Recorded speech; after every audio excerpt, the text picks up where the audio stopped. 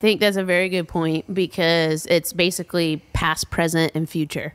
And anxiety is worrying about the future, and depression is worried about the past. And so many of us are constantly, especially if you're building a business, we have to think. Like, I'm already thinking about what I have to do after this podcast, right? And there's a lot of stuff I have to help, and some of it is not negative and some of it's positive, right? But I'm already like thinking about that. But if I keep thinking about that, this whole podcast, I almost started thinking about it this whole time right now.